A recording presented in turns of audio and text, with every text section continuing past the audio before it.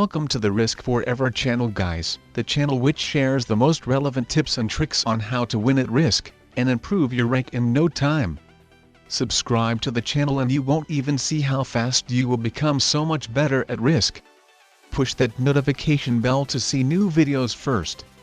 This is your host Champion Ever, and today we are playing 4-player fixed card game on the classic Risk map with manual setup on. Settings, alliances on, balanced blitz dice rolls in 60 seconds per turn. This time I'm playing against one novice rank player who is yellow, and 2 beginner rank players who are blue and purple. As you can see, I'm going for Asia. I decided to get a game going with the almighty Asian turtle strategy, the strategy in which you conquer Asia and build your troops into a few different armies inside the continent. You put them inside your continent rather than on the borders so you wouldn't irritate your opponents, and you make alliances with them so they wouldn't invade you. Well, this is how it basically works with other continents, but there's no way someone would let you hold Asia, even if you don't irritate your opponents by not building your troops near them.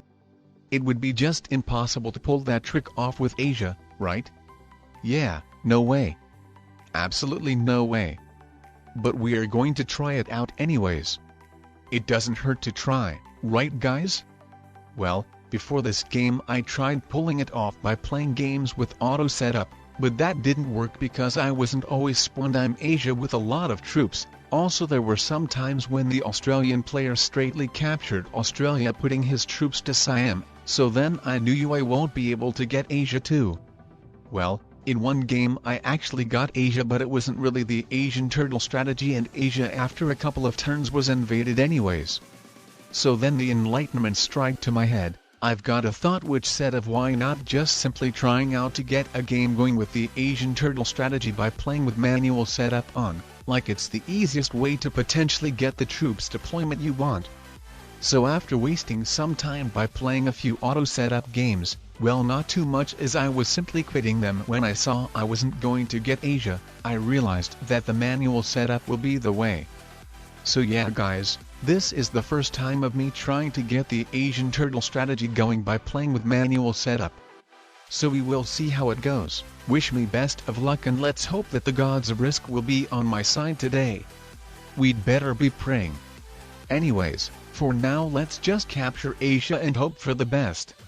I'm really scared of the blue player. He has been putting all his troops to Australia, making one huge army, so I'm really afraid that he is going to invade me. And OMG guys. The purple player has just crushed the yellow player's army. Well, I guess he asked for it, so it had to happen. When we were building troops one by one in the beginning of the game, the purple player was putting them to North Africa, while the yellow player on Central America next to purple's border, so the purple player had to start putting his troops next to yellow's border as well, wanting to hold South America. So fair enough I guess, rest in peace yellow. Well, he just quit, and it's good for me, one opponent less to worry about. Also he was the only one who didn't accept my alliance request. So I don't know guys, I would say that more or less the purple player took our alliance seriously, as he was sending the attack requests to attack yellow while letting me hold Asia, while I'm not so sure about the blue player yet, as even after accepting the alliance request he was still putting almost all of his troops to Australia. Well, I mean, it was smart and the right choice to do. But I'm just indicating that he doesn't trust me too much, so he might consider attacking me if nobody does. So anyways, since purple and blue are both my allies, I attacked some territories of yellow. The purple player told me to attack him so he might appreciate it. Being low ranked he might not necessarily realize that yellow has already quit. And wow. I see some nice action is going on. The blue player, instead of just staying neutral or invading me, has just drastically invaded purple. And he really made a mistake over here, as if they just both fight with each other, then I'm going to surpass them the troop-wise in no time, getting all those troops for holding Asia and doing nothing. So actually I'm not sure why are they taking my alliances so seriously. It's just insane for someone to let hold Asia, the continent which gives the biggest amount of troops, when others barely hold anything. So at least they shouldn't attack each other, letting each other expand and hold continents if they still want to have any chances to win. Well, I don't complain guys, actually I could never imagine that I will get a game with the Asian turtle strategy so quickly, so I'm very happy about it. And for those who haven't realized what the Asian turtle strategy is, let me explain. The Asian turtle strategy is when you put your troops inside Asia into a few different big armies, in the territories in which you would be able to counterattack in case someone invades you. So personally I decided to build an army in India to be able to counterattack against the European, African and Australian players, another army in China against the European and Australian players, and the last one in Mongolia against the North American player. You not necessarily have to build your armies in the same exact territories, but if you set them up in the same way I did, then the middle army at the same time will support your two other armies. And it's necessary to build at least 3 armies, as if you build just 2, then no matter where you put them, there will always be a territory which doesn't have a counterattack army, so then one of your opponents could not hesitate to invade you, knowing that you won't be able to retaliate. But I mean in the beginning of the game it's just all about alliances, as even if you build counterattack armies, they're just being way too small to scare anyone. So anyone who wants, could invade you into Asia without being afraid of getting succeeded on by you. So it's the alliances what matters the most when wanting to pull the Asian turtle strategy off, when not being way stronger than others. So anyways, as you can see I keep delaying the game. I could have already betrayed and attacked them a few turns ago. But I'm just enjoying the Asian turtle strategy way too much. I'm just enjoying the moment, especially when these players still continues going nuts on each other while I'm obviously become overpowered. Also, since there are no North American players, I could have just fortified my Mongolian army on the border, either to Kamchatka or Alaska, or even to somewhere else. But I just wanted to truly enjoy the Asian turtle strategy moment of having my armies inside of Asia. But I think it's enough guys. So let's just do one more sneaky trick before taking them out. As you can see I betrayed the purple player by taking his 7 troops army down, but I didn't invade him to not unleash his army, so he would be forced to attack blue if he wants to attack someone, ending up with me having a laugh. Well, to be honest I didn't expect him to have a set at 3, but thank God it was only a 6 troops one. And to be honest it hurts for me to betray my allies, but I mean the game must be ended. They were both very good and sweet allies, but since the blue player is being cut from me in Australia, I've just have to go with taking the purple player out first, making the blue player being totally blocked from the rest of the world. So I'm so sorry purple to take you out first, but even if I had let you both fight it out for the second place, then the blue player would have still won over you by being quite stronger. So anyways, let's just completely cut the blue player off from the rest of the world. I'm going to show you how much effective this Asian turtle strategy's setup is. Look guys, with fortifying my Mongolian army to Siam, the blue player will have to crush at least 2 of my armies before accessing other continents other than Asia. But wow, what a good blitz roll of blue, he only lost 12 troops over here. Very lucky. But oh well, it still doesn't change the fact that I won. But don't close the video yet because I'm going to show another epic gameplay. You don't want to miss it for sure. So moving on to the next game, this time I'm playing 6-player fixed card game on the classic Risk map. Settings, alliances on, balanced blitz dice rolls in 60 seconds per turn. Playing against 3 novice rank players who are orange, purple and yellow, and 2 beginner rank players who are green and blue. Another game with low rank players guys, so wish me best of luck as it could go either way. Low rank players could either really favor or disfavor me. Of course I would like to hope that it will be the first variant, but we will see how it goes. May the gods of Risk be on my side again. So yeah, let's see where I could put my troops to. And nice, the yellow player has just sent me an alliance request which I gladly accepted. I mean it could be so good to have an alliance with low rank players, as they can take the alliance too seriously and do all the dirty work for you by crushing your opponents or letting you hold too much stuff. Like if we remember in the last game the players let me hold Asia, the continent which gives the most of troops per turn, and the most hilarious thing that I didn't even guard it, leaving only ones on my borders, Well, I was building 3 counterattack armies, but honestly, at first they were way too small to intimidate anyone. So I pulled off 800 IQ strategy. Well, not really, I guess. My opponents just took my alliances too seriously. They probably didn't even imagine that the alliances were made with both of them. So since the yellow player got taken out quickly, they just spent their time on crushing each other while totally ignoring the fact that I was growing strong. So meanwhile, while I was talking, another alliance request came my way, this time by purple. I gladly accepted it as well. And that's what I call a prophet. I mean, they can all send the alliances my way, I will accept them all and just witness them murdering each other while safely chilling out in my continent. And so far I'm not really sure which one of them will be mine. Well, most likely Africa, as the yellow player who is my ally will move his troops out from it, right? Yeah, I think he might go for South America, and if so then South America could potentially be cleared out for me, I don't know. But I'm not into a rush.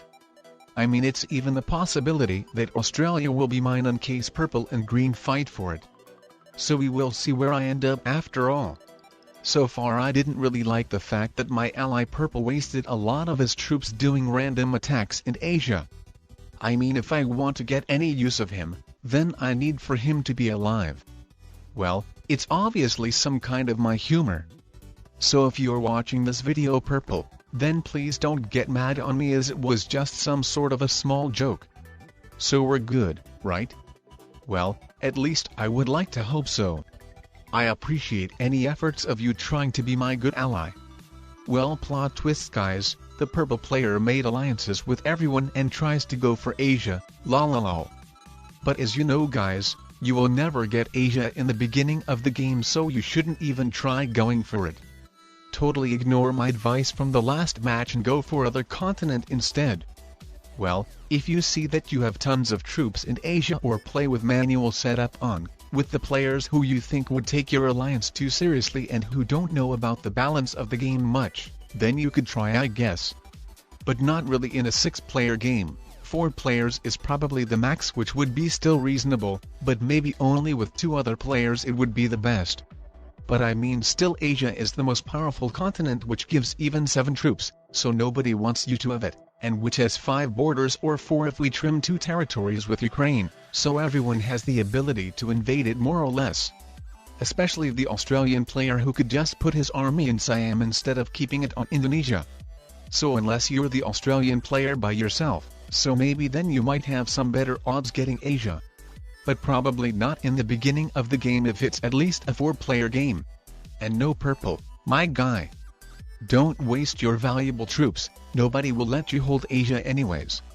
I want to have you in the game, please. You're needed for me as a good ally.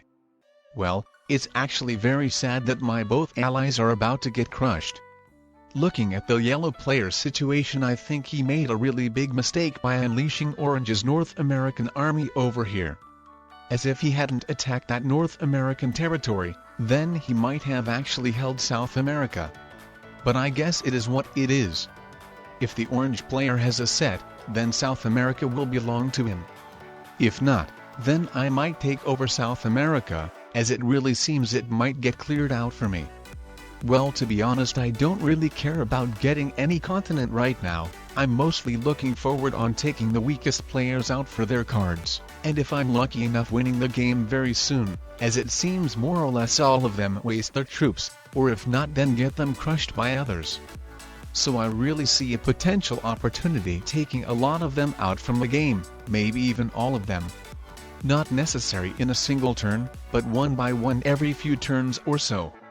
But it depends, maybe they will get smarter after all. And oh no. No dice, absolutely no dice for my guy yellow. The dice must be hating him, as the orange player lost no troops, not even a single one. Well, rest in peace yellow, I guess.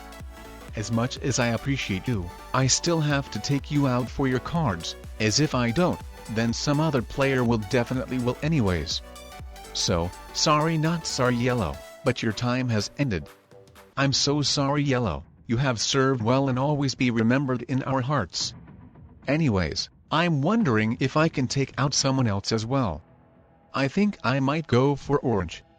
Well no, with only 20 troops it would be too risky, right, when I need to capture a lot of extra territories.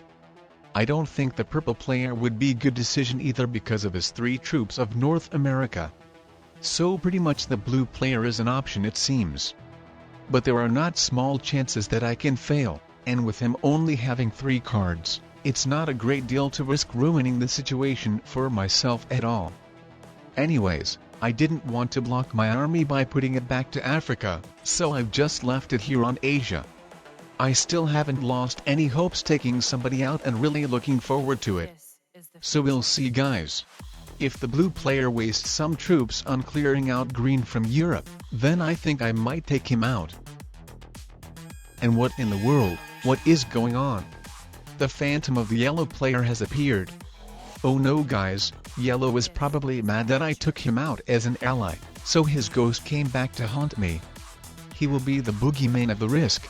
Well, it's just a bug, it always happens when the defeated player starts spectating the game. And oh no guys, the blue player actually had a set at 3 cards, and since I left my army next to his border he decided to add the majority of the troops next to me as well. He feels irritated by me thinking that I want to attack him, and that's bad, so I should move my army somewhere else away from him as otherwise I will have pretty much a big chance of getting blitzed by him. Don't you never ever mess with novices and beginners guys, as otherwise it might go wrong for you. Well, he has just accepted my alliance request, so I shouldn't be that much scared anymore. But remember my advice I've just said guys, it's better not to irritate beginners and novices. So I will still have to put my army to somewhere else in order to be safe.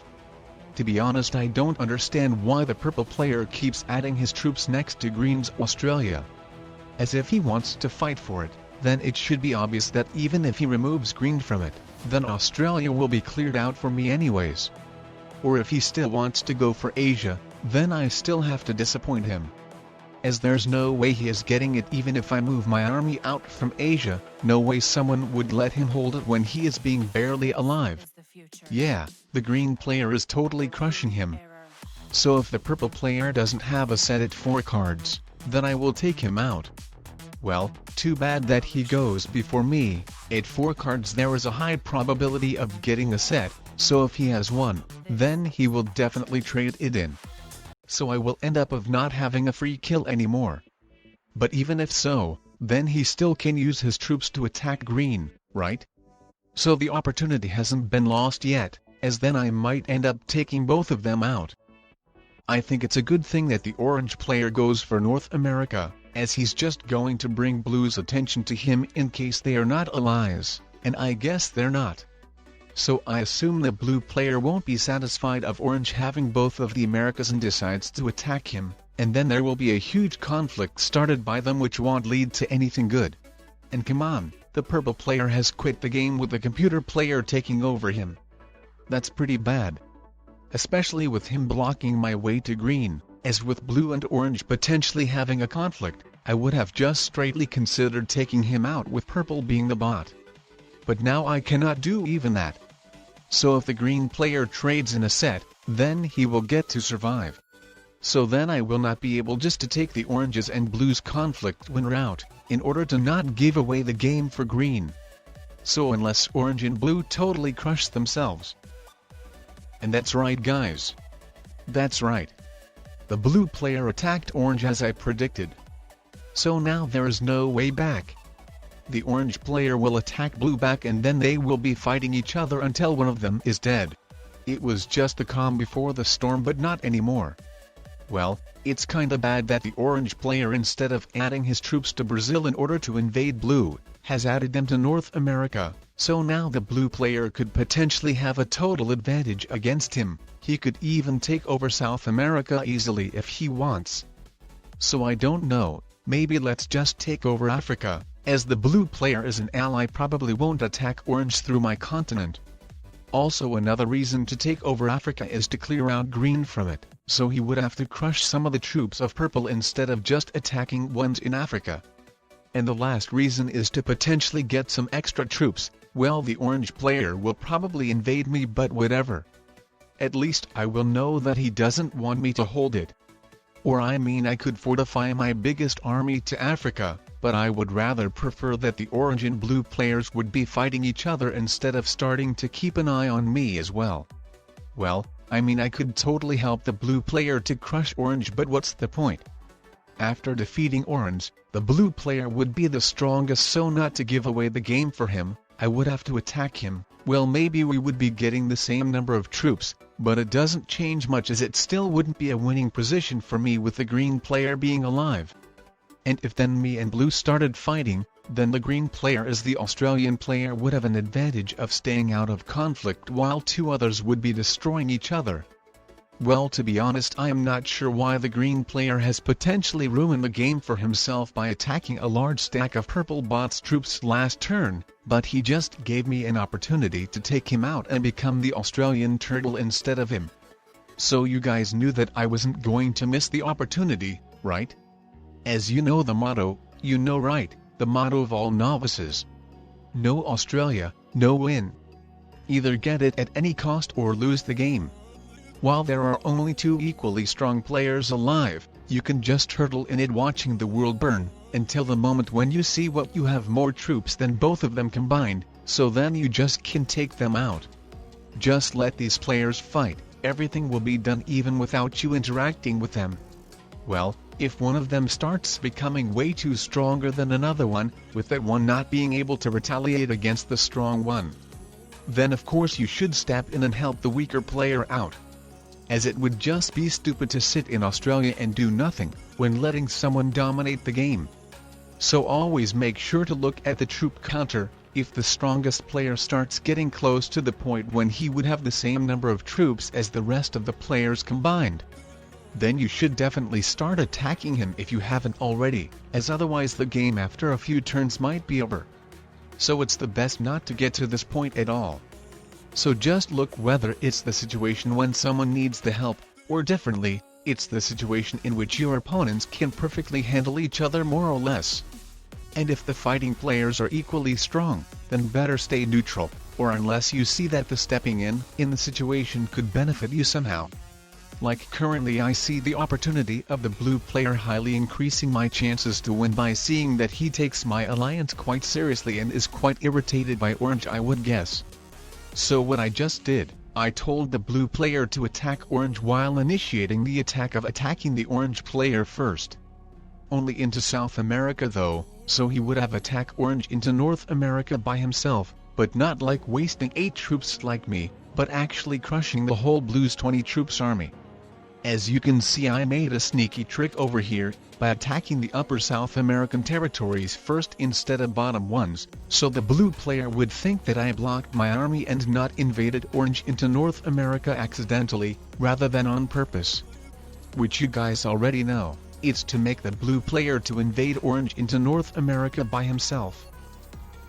And OMG guys! The blue player has been tricked by actually crushing orange's army. As if you look to the troop counter closely, now I have more troops than both of them combined. Well, with them trading in the sets they might have a little bit more. But I think it's just the best opportunity to start attacking them both. I don't think they would be able to recover anyways. Yeah, the orange player has just done all the dirty work for me by attacking blue, so I can stay allies with the blue player for one more turn and not get invaded into my continents getting a lot of troops again. So unless the blue player decides to betray me when it's way too late. But I mean, no matter what he does anymore, I'm still winning this game for sure. As there is just no way I would lose in the position like that. So thank you very much blue for being a very good ally and giving the game away for me. To be honest, after you put your biggest army to me back then at this moment, I didn't think that our relationships would work out. But apparently I was wrong. I made an alliance with you and it turned out to be as the greatest deal ever. Alright guys, I see the orange player is having a fun for the last time. I think he had some understanding about the balance of the game and diplomacy, but there was just no way it would have worked out for him with the blue player taking my alliance so seriously. So even though at first he did his best to not provocate a conflict with Blue even after getting invaded by him, at the end he still had to accept the defeat. Well, what I would have done if I were in his shoes, I probably would have given up on holding continents, combined my troops to one big army, moving it somewhere in a neutral place if possible. But it still maybe hadn't worked out with a blue player taking Red's alliance quite seriously. So remember guys, the diplomacy is another part of the game. So make alliances and try to take the best you can from them by having them with people who takes them so seriously. If you guys enjoyed watching this video, then I would recommend checking some of these out as well.